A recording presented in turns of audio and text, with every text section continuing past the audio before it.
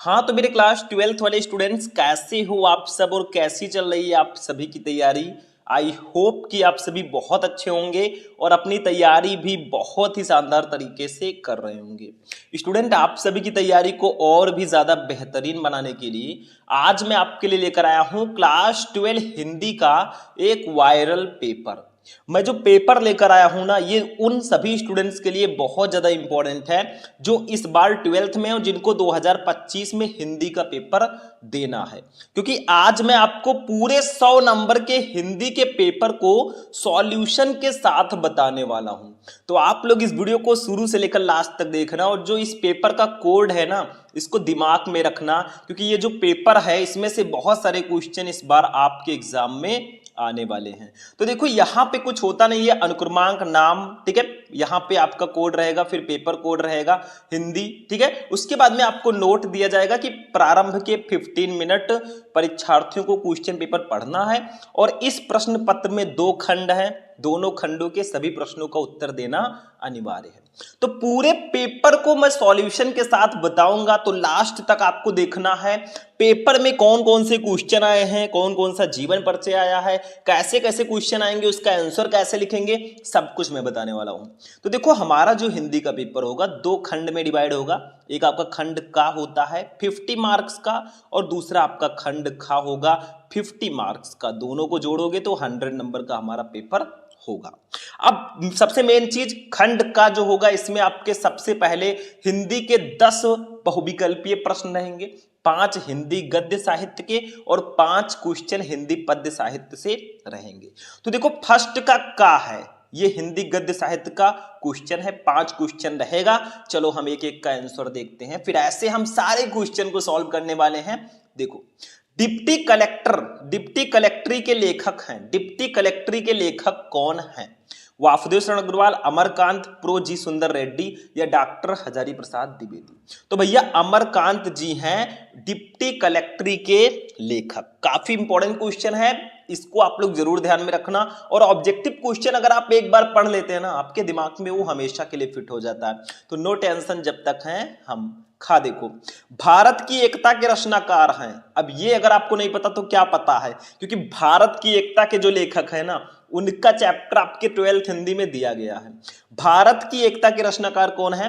Doctor APJ Abdul Kalam, Phanishwar Nath Renu, Ramdhari Singh Dinkar या वासुदेव शरण अग्रवाल।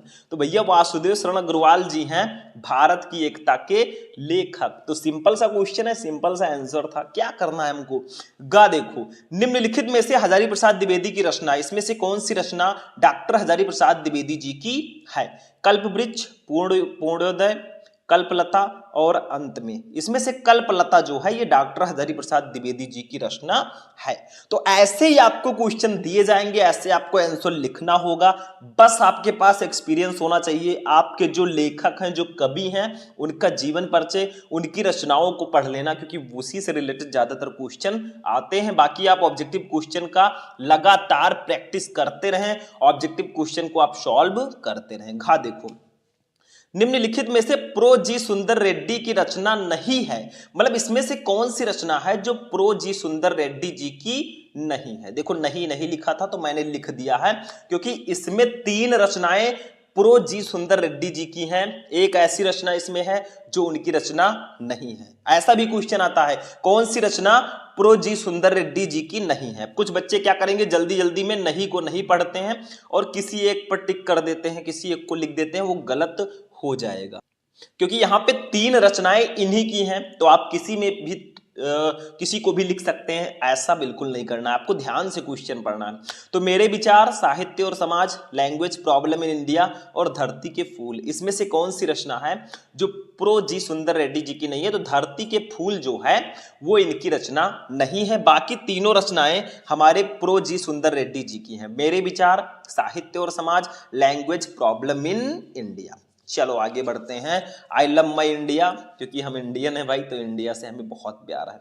अंगा नंबर हम लोग देखते हैं, ध्यान से समझना, क्वेश्चन सारे के सारे बहुत इंपॉर्टेंट है। अंगा नंबर, आरोहण प्रमुख स्वामी जी के साथ मेरा आध्यात्मिक सफर, इस पुस्तक के लेखक कौन है? आखिर इस पुस्तक को किसने लिखा है? वासुदेव शरण अग्रवाल, डॉक्टर एपीजे अब्दुल कलाम, जिनेंद्र कुमार या अज्ञेय, ठीक है। तो डॉक्टर एपीजे अब्दुल कलाम जी ने इस पुस्तक को लिखा है, आरोहण प्रमुख स्वामी जी के साथ मेरा आध्यात्मिक सफर। इसके जो लेखक हैं डॉक्टर एपीजे अब्दुल कलाम जी हैं। तो ये 5 क्वेश्चन आपके हिंदी गद्य साहित्य से बहुविकल्पीय प्रश्न थे, 5 नंबर मिल गया। अब 5 क्वेश्चन जो होंगे वो हिंदी पद्य साहित्य से होंगे और बहुत ज्यादा इंपॉर्टेंट क्वेश्चन है। देखो, निम्नलिखित में से अयोध्या सिंह उपाध्याय हरिओद द्वारा लिखित महाकाव्यात्मक रचना, इसमें से कौन सी रचना है जिसको अयोध्या सिंह उपाध्याय हरिओद जी ने लिखा है? अगर आपने पवन धूती का चैप्टर पढ़ा तो आपके ये कवि हैं अयोध्या सिंह उपाध्याय हरिओद जी, तो उनकी रचनाओं को पढ़ा होगा ना, तो आपको पता होगा। रुक्मिणी परिचय, रस कलश, वैदेही वनवास या अधिखिला फूल। भैया वैदेही वनवास जो है ये अयोध्या सिंह उपाध्याय हरिओद जी की ही रचना है, ठीक है। खा देखो, निम्नलिखित में से मैथिली शरण गुप्त की रचना, इसमें से कौन सी रचना मैथिली शरण गुप्त जी की है? सिद्धांत, कानन कुसुम, उत्तरा या दीपशिखा। भैया सिंपल सा क्वेश्चन है, इसका फर्स्ट ऑप्शन सही होगा सिद्धांत। ये मैथिली शरण गुप्त जी की रचना है। इसमें मुझे थोड़ा सा डाउट है, आप लोग सर्च करके बताना, ठीक है। गा देखो, अज्ञेय जी को निम्नलिखित में से किस काव्य कृति पर ज्ञानपीठ पुरस्कार मिला था? मतलब इनमें से अज्ञेय जी की कौन सी रचना है जिस रचना पर इनको ज्ञानपीठ पुरस्कार दिया गया? इंद्रधनुष रौंदे हुए थे, हरी घास पर क्षण भर, आंगन के पार द्वार या कितनी नावों में कितनी बार। तो यही तो है कितनी नावों में कितनी बार, ये अज्ञेय जी की और कितनी नावों में कितनी बार एक ऐसी रचना है जिन पर इनको ज्ञानपीठ पुरस्कार मिला था। रचनाएं तो सारी इनकी हैं लेकिन इन पर इन्हें ज्ञानपीठ पुरस्कार दिया गया था। अब घा वाला क्वेश्चन देखो, निम्नलिखित में से दिनकर की रचना, इसमें से कौन सी रचना हमारे रामधारी सिंह दिनकर जी की है? सिंपल सा है, देखो, शिला पंख चमकीले, परशुराम की प्रतीक्षा, अंधा युग या अनामिका। भैया परशुराम की प्रतीक्षा इन्हीं की रचना है, बहुत सिंपल सा है, बहुत इंपॉर्टेंट रचना है। देखो अंगा नंबर, हिमालय निम्नलिखित में से किसकी काव्य कृति है? हिमालय किसकी रचना है? सुमित्रा नंदन पंत, सूर्यकांत त्रिपाठी निराला, महादेवी वर्मा या जयशंकर प्रसाद। भैया सिंपल सा है, ये सुमित्रा नंदन पंत जी की रचना है हिमालय, ठीक है। तो ये आपके क्वेश्चन हो गए 5 क्वेश्चन हिंदी पद्य साहित्य, एक एक नंबर के 5 नंबर आपको मिल गया, ठीक है। क्वेश्चन बहुत ज्यादा इंपॉर्टेंट है। एक क्वेश्चन मैं आपसे करना चाहूंगा, आंसर आप कमेंट बॉक्स में देना। बताइए अभिनव मनुष्य किसकी रचना है? अभिनव मनुष्य, ठीक है, सुन लिए होंगे आप लोग, इसको कमेंट करके आपको बताना है। तो 10 नंबर के हमारे बहुविकल्पीय प्रश्न फिनिश हुए। अब चलते हैं गद्यांश पे। फ्री वाले नंबर देखो, 10 नंबर का पूरे आता है गद्यांश, और गद्यांश बहुत ज्यादा सिंपल है। क्यों? क्योंकि देखो दिए गए गद्यांशों पर आधारित निम्नलिखित प्रश्नों के उत्तर दीजिए। आपको गद्यांश दिया गया, यहां तक दिया गया, ठीक है। इसके नीचे 5 क्वेश्चन है, काखा गघा अंगा करके, पांचों का आंसर दो, 10 नंबर ले जाओ। पांचों का आंसर आपको इसी गद्यांश में ही मिलेगा। नहीं पता तो अथवा लगा है भैया, आप ये दूसरा वाला कर सकते हो, दोनों में से कोई एक ही आपको करना है। चलो हम इसको करेंगे, देखो इसको पढ़ते हैं पहले। देखो, साहित्य, कला, नृत्य, गीत, आमोद प्रमोद अनेक रूपों में राष्ट्रीय जन अपने अपने मानसिक भावों को प्रकट करते हैं। आत्मा का जो विश्वव्यापी आनंद भाव है वो इन विविध रूपों में साकार होता है। यद्यपि बाह्य रूप की दृष्टि से संस्कृत के ये बाहरी लक्षण अनेक दिखाई पड़ते हैं, किंतु आंतरिक आनंद की दृष्टि में उनमें एक सूत्रता है। जो व्यक्ति सहृदय है वो प्रत्येक संस्कृति के आनंद पक्ष को स्वीकार करता है और उससे आनंदित होता है। इस प्रकार की उदार भावना ही विविध जनों में से बने हुए राष्ट्र के लिए स्वास्थ्यकर हैं। अब ये किस चैप्टर का है बताने की जरूरत नहीं, देखो राष्ट्र आया, ये राष्ट्र का स्वरूप चैप्टर का है, ठीक है, राष्ट्र का स्वरूप चैप्टर है। इसके लेखक हैं वासुदेव शरण अग्रवाल जी। तो देखो का वाला क्वेश्चन क्या है, उपयुक्त गद्यांश के पाठ और लेखक का नाम लिखो। तो लिख दो, पाठ का नाम राष्ट्र का स्वरूप, लेखक का नाम वासुदेव शरण अग्रवाल, या आप संदर्भ भी लिख सकते हो। कैसे लिखते हैं मैंने पहले ही बता रखा है, आप लोग सर्च करना, क्लास 12 हिंदी इंपॉर्टेंट गद्यांश आपको मिल जाएगा भैया, महत्वपूर्ण गद्यांश, और उसके साथ साथ कैसे इसको सॉल्व करेंगे वो भी मैंने बताया है। तो जाकर सर्च करना क्लास 12 हिंदी इंपॉर्टेंट गद्यांश, शुभम लेक्चरर आपको मिल जाएगा। दूसरा, रेखांकित अंश की व्याख्या कीजिए। आपको करना क्या है, देखो यहां से अगर आप लोग स्टार्ट करेंगे, यहां से लेकर यहां तक और यहां से लेकर यहां तक, मतलब इसके नीचे रेखाएं हैं, इसकी व्याख्या करनी है अपनी भाषा में। अब आप कहेंगे सर जी ये खुद हिंदी में है, इसकी व्याख्या कैसे करेंगे? ठीक है, तो देखो आपको थोड़ा बहुत चेंज करके अपनी भाषा में लिख देना है, नंबर पूरा का पूरा आपको दिया जाएगा। तो टेंशन फ्री रहिए, ठीक है। गा देखो, किन रूपों में राष्ट्रीय जन अपने अपने मानसिक भावों को प्रकट करते हैं। तो देखो यहां पे सीधा सीधा लिखा है, देखो क्या लिखा है, यहां से लेकर यहां तक आप लिख दो। साहित्य, कला, नृत्य, गीत, आमोद प्रमोद अनेक रूपों में राष्ट्रीय जन अपने अपने मानसिक भावों को प्रकट करते हैं। मतलब सिंपल सा आंसर है, यहां से लेकर यहां तक लिख दो, 2 नंबर ये भी कंप्लीट। देखो 2-2 नंबर आपके कंप्लीट हो रहे हैं, ठीक है। घा देखो, संस्कृति के आनंद पक्ष को कौन स्वीकार करता है। ये क्वेश्चन मेरे हिसाब से काफी ज्यादा इंपॉर्टेंट है, ठीक है। तो लिखा होगा कहीं पे, देखो कहाँ है, संस्कृत के आनंद पक्ष को कौन स्वीकार करता है, इसको देखते हैं। तो देखो यहां पे सीधा सीधा आंसर लिखा, देखो यहां पे देखो, जो व्यक्ति सहृदय है वो प्रत्येक संस्कृत के आनंद पक्ष को स्वीकार करता है। देखो यहां से लेकर यहां तक लिख दो, 2 नंबर ये भी कंप्लीट। देखो सीधा सीधा आंसर लिखा है, कुछ बताने की जरूरत नहीं। अंगा नंबर, प्रस्तुत पंक्तियों में लेखक ने राष्ट्र के किस स्वरूप पर प्रकाश डाला है। तो भैया किस स्वरूप पर उन्होंने प्रकाश डाला है। देखो प्रस्तुत पंक्तियों में लेखक ने विविध संस्कृत वाले राष्ट्र की जो एक सूत्रता है, ठीक है, जो एक सूत्रता होती है उसी पर मेनली और उससे एकीकृत स्वरूप पर प्रकाश डाला है। बस इतना सा लिख देना, नंबर मिल जाएगा। नहीं पता तो अथवा लगाए मेरे भाई, आप दूसरा वाला कर सकते हो। देखो यहां से लेकर यहां तक, मतलब रमणीयता और नित्य नूतनता अन्योन्यश्रित है। रमणीयता के प्रभाव में कोई भी चीज मान्य नहीं होती। अब ये किस चैप्टर का है आप खुद जानते होंगे, ये भाषा और आधुनिकता चैप्टर का है, ठीक है। और इसके लेखक हैं प्रो जी सुंदर रेड्डी जी। इतना मैंने बता दिया, बाकी आप स्क्रीनशॉट ले लो इसका फटाक से और इसको खुद से सॉल्व करो, क्योंकि एक का सॉल्यूशन मैंने दे दिया, करना आपको एक ही है बोर्ड एग्जाम में जाकर दोनों नहीं करना है, ठीक है। तो ये आपका हो गया। आगे बढ़ते हैं, नेक्स्ट देखते हैं हम लोग। अब 10 नंबर हमारा कंप्लीट हुआ। अब देखो स्टूडेंट, हमारा जो नेक्स्ट टॉपिक है 4 नंबर, अब पद्यांश आ गया। जैसे गद्यांश आता है ना, वैसे पद्यांश भी आता है। 10 नंबर का ये भी रहेगा। देखो दिए गए पद्यांशों पर आधारित निम्नलिखित प्रश्नों के उत्तर दीजिए। मतलब आपको पद्यांश दिया जाएगा, यहां से लेकर यहां तक दिया गया है। इसके नीचे देखिए 5 क्वेश्चन दिए गए, एक क्वेश्चन ये, एक क्वेश्चन, 2-2 नंबर सबके लिए आपको मिलेगा। 10 नंबर आपका कंप्लीट हो जाएगा। पहले अब देखिए इसमें भी सेम प्रोसेस है। देखो नहीं पता तो अथवा लगा है, आप ये दूसरा वाला पद्यांश कर सकते हैं, लेकिन हम इसी को करते हैं, फर्स्ट वाले को। देखो पढ़ते हैं पहले इसको खूब प्यार से। देखो, कहते आते थे यही अभी नरदेही, माता न कुमाता पुत्र कुपुत्र भले ही, अब कहे सभी या हाय वृद्ध विधाता, है पुत्र पुत्र ही रहे कुमाता माता, बस मैंने इसका वाह मात्र ही देखा, दृढ़ हृदय न देखा मृदुल गात्र ही देखा, परमार्थ न देखा पूर्ण स्वार्थ ही साधा, इस कारण ही तो हाय आज ये बाधा, युग युग तक चलती रहे कठोर कहानी, रघुकुल में थी एक अभागिन रानी, निज जन्म जन्म में सुने जीव यह मेरा, धिक्कार उसे था महास्वार्थ ने घेरा। यहां तक है मेरे भाई। अब इसको थोड़ा सा हम हिंदी मीनिंग निकालते हैं। किस पाठ का है ये आप खुद समझ गए होंगे। रघुकुल आ गया, यानी कि हमारे कैकेयी का जो अनुताप चैप्टर है, इसके कवि हैं मैथिली शरण गुप्त जी, ये उसी पाठ का है। समझते हैं पहले इसको, फिर क्वेश्चन का आंसर हम देंगे। देखो, कहते आते थे यही अभी नरदेही। देखो क्या होता है, कैकेयी जी पश्चाताप कर रही हैं, जो उन्होंने राम जी को 14 वर्ष का वनवास भिजवाया था, तो अब वो पश्चाताप कर रही हैं और कह रही हैं कहते आते थे यही अभी नरदेही, ठीक है। तो इसका थोड़ा मीनिंग देखते हैं। कहते आते थे यही अभी नरदेही, मतलब कैकेयी जी कहती हैं कि अब तक, नरदेही का मतलब क्या होता है, नरदेही का मतलब होता है मानव जाति या मनुष्य जो हम हैं, ठीक है। मतलब वो कहती हैं कि अब तक जो मनुष्य है, ठीक है, वो यही कहते आते थे, या फिर अब तक जो मानव जाति है उसमें यही कहावत प्रचलित थी, माता न कुमाता पुत्र कुपुत्र भले ही। मतलब माता कुमाता नहीं हो सकती, मतलब माता बुरी नहीं हो सकती। कुमाता का मतलब होता है बुरी या बुरी माता, ठीक है।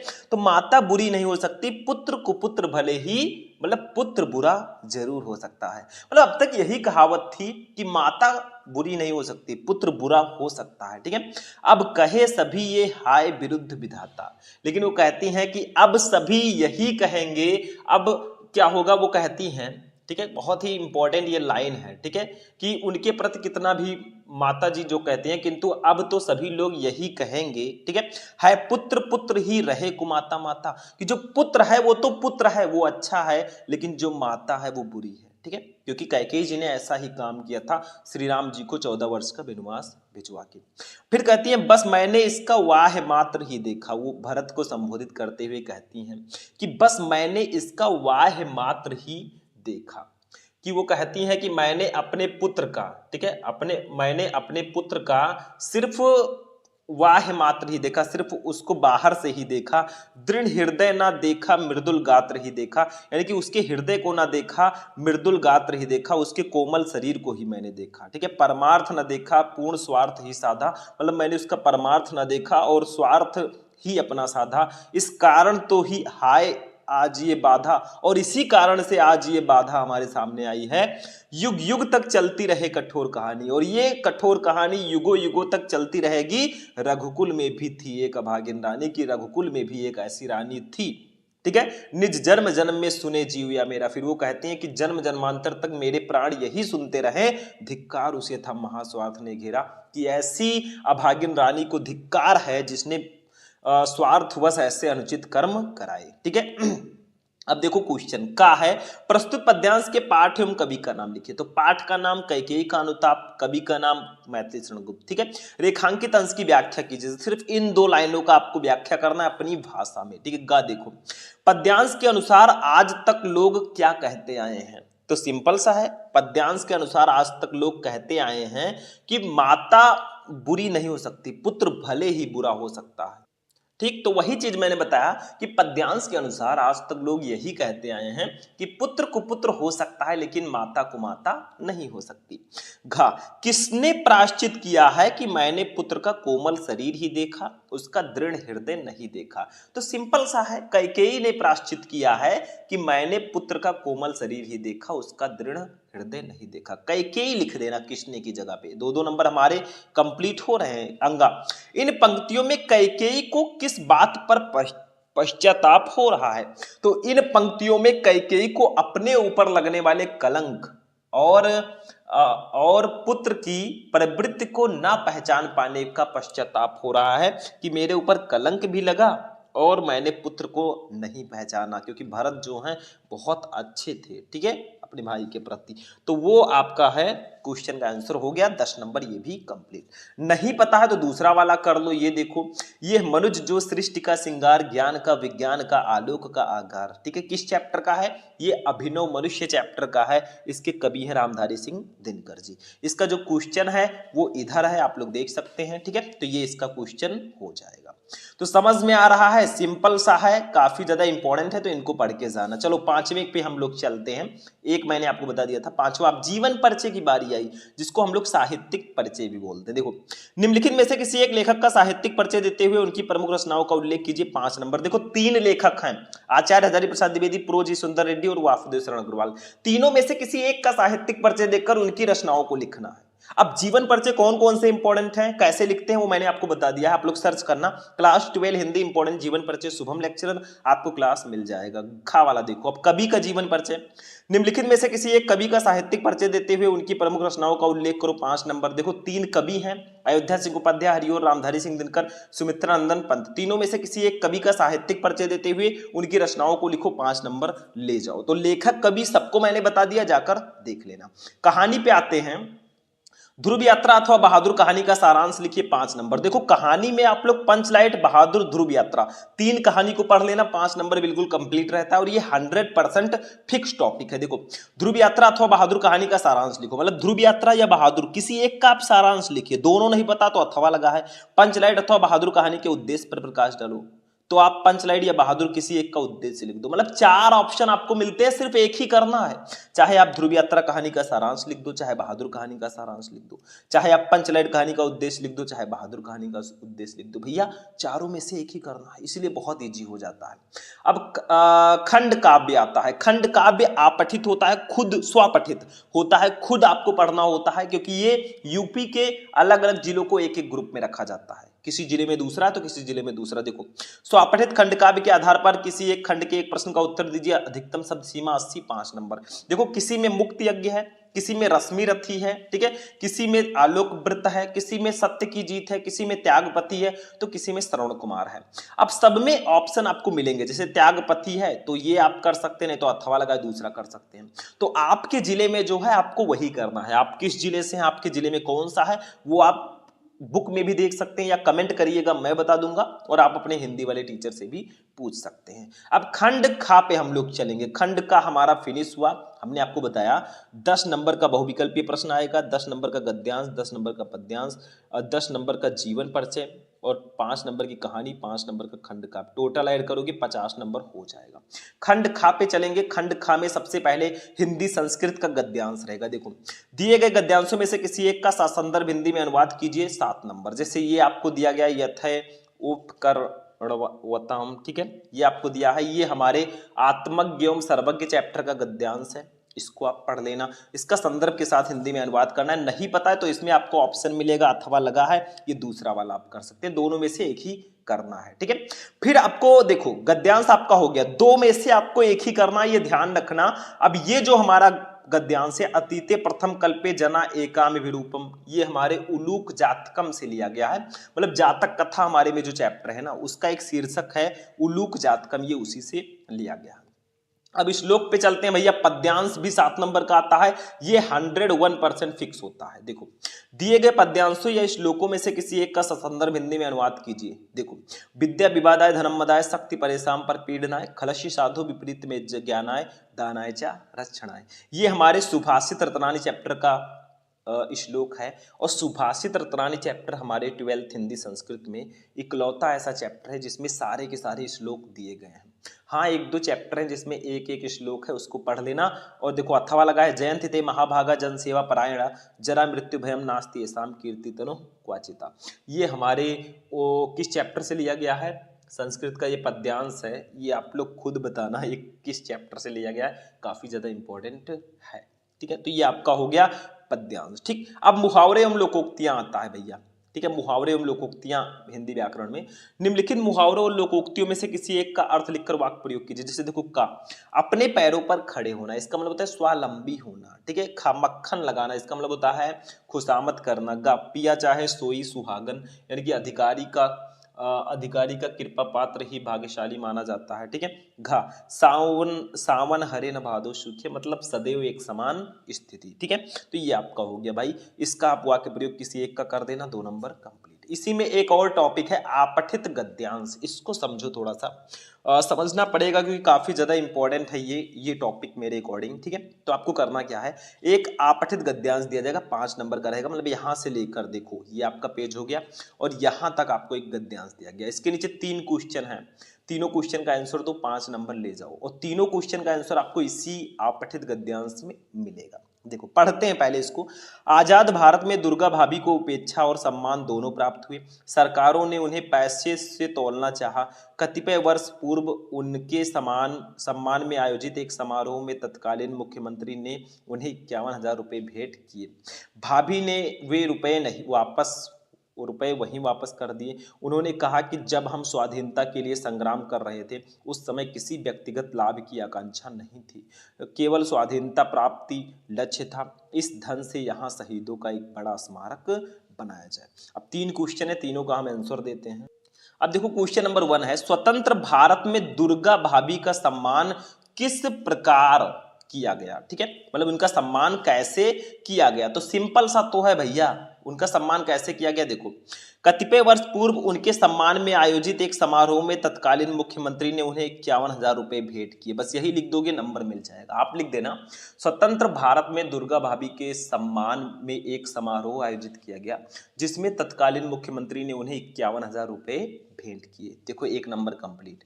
दूसरा देखो, स्वाधीनता संग्राम में भाग लेने का लक्ष्य क्या था। तो अभी तो मैंने पढ़ा, स्वाधीनता संग्राम में भाग लेने का लक्ष्य केवल स्वाधीनता प्राप्ति थी, ना कि किसी व्यक्तिगत लाभ की आकांक्षा। देखो, यहाँ पे लिखा हुआ है कहीं पे, देखो ये देखो, उन्होंने कहा कि जब हम स्वाधीनता के लिए संग्राम कर रहे थे उस समय किसी व्यक्तिगत लाभ की आकांक्षा नहीं थी, केवल स्वाधीनता प्राप्ति लक्ष्य था। यहां से लेकर यहां तक भी लिख दोगे, नंबर मिलेगा।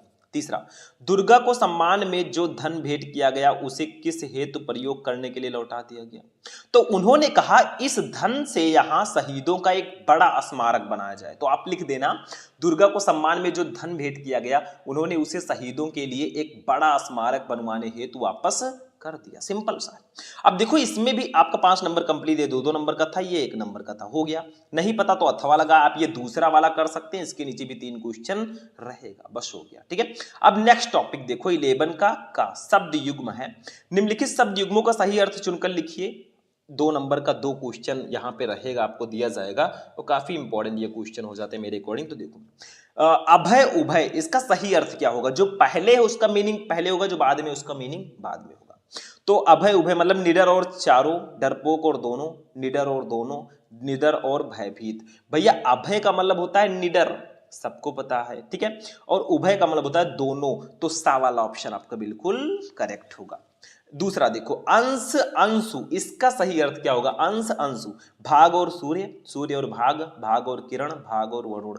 भैया भाग और सूर्य होगा, अंश का मतलब भाग, अंशु का मतलब सूर्य, तो दूसरा ऑप्शन सही होगा। खा देखो, निम्नलिखित शब्दों में से किसी एक शब्द के 2 अर्थ लिखिए, 2 नंबर का आपका रहेगा। जैसे फर्स्ट देखो काल, अनेकार्थी शब्द है ये काल। काल को और किन नामों से जानते हैं? देखो काल को मृत्यु, समय दोनों कहते हैं, आप लिख देना। चपला, चपला को हम बिजली, स्त्री दोनों बोलते हैं। नाग, नाग को हम सांप, पर्वत बोलते हैं, लिख देना। अब देखो गा वाला, अनेक शब्दों के लिए एक शब्द।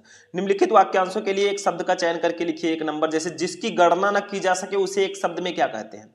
अगणित, अगणनीय, अगणक, अगणित। ठीक है, तो इसको हम लोग बोलते हैं आगणनीय। जिसकी गणना नहीं की जा सकती वो आगणनीय है। दूसरा, जंगल में स्वयं लगने वाली आग को हम क्या कहते हैं? सर्वाग्नि, बड़वाग्नि, जठराग्नि, दावाग्नि। ठीक है, तो इसका दा वाला ऑप्शन सही होगा, दावाग्नि। ठीक है, ये आप लोगों का काफी ज्यादा इंपॉर्टेंट क्वेश्चन था। चलो अब आते हैं वाक्य संशोधन पे। निम्नलिखित में से किन्हीं 2 वाक्यों को शुद्ध करके लिखिए, 2 नंबर। देखो यह किताब 5 रुपए की है, इसको कैसे लिखना है? देखो इसमें गलती है, आप लिखिएगा ये किताब मात्र 5 रुपए की है, मात्र लगा देना, 5 के आगे मात्र। ठीक है। दूसरा, तुलसीदास पक्के ईश्वर के भक्त थे। नहीं भैया, उल्टा लिखा है, तुलसीदास ईश्वर के पक्के भक्त थे, मतलब ईश्वर लिखना फिर पक्के लिखना, ईश्वर के पक्के भक्त थे, बस सही हो जाएगा। दूसरा, तीसरा, इलाहाबाद जाने के अनेकों रास्ते हैं, ये अनेकों वाला है तो अनेक कर देना, बस सही हो जाएगा। इलाहाबाद जाने के अनेक रास्ते हैं। चौथा, आप पधार कर हम अनुग्रहित करें। नहीं भैया, आप पधार कर हमें लिख देना, हमें अनुग्रहित करें, बस हो गया। ठीक है।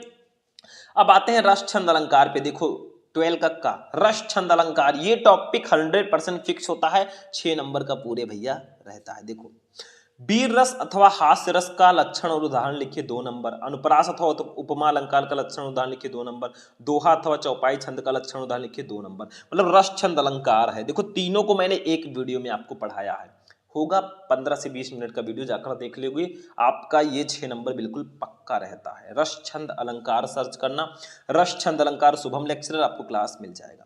13 नंबर क्वेश्चन पत्र लेखन रहेगा। देखो किसी विद्यालय के प्रबंधक के नाम प्रवक्ता पद पर अपनी नियुक्ति हेतु एक आवेदन पत्र लिखो, 6 नंबर का पूरे आएगा। नहीं पता तो अथवा लगा है। हौजरी की दुकान खोलने के लिए किसी बैंक के शाखा प्रबंधक को एक आवेदन पत्र लिखिए जिसमें ऋण की मांग की गई हो, आप कर्जा लेना। ठीक है। निबंध 9 नंबर का पूरे आएगा। देखो निम्नलिखित विषयों में से किसी एक पर अपनी भाषा शैली में निबंध लिखिए, जैसे का भ्रष्टाचार समस्या और समाधान, वन संपदा और उसकी उपयोगिता, दहेज प्रथा अतीत और वर्तमान, भारत में आतंकवाद कारण और निवारण, जनसंख्या नियंत्रण में परिवार नियोजन का महत्व। 5 में से किसी एक पर आपको लिखना है निबंध। निबंध कैसे लिखते हैं, कौन कौन से निबंध इंपॉर्टेंट है, मैंने बता रखा है, सर्च करना क्लास 12 हिंदी इंपॉर्टेंट निबंध शुभम लेक्चरर, क्लास आपको मिल जाएगा। तो आज का वीडियो कैसा लगा, पूरा सॉल्यूशन मैंने आपको ज्यादातर दिया, तो आप लोग जाते जाते इस वीडियो को लाइक करना, चैनल को सब्सक्राइब करना। फिर हम लोग मिलेंगे फिर नेक्स्ट वीडियो में नेक्स्ट टॉपिक के साथ। तब तक के लिए जय हिंद।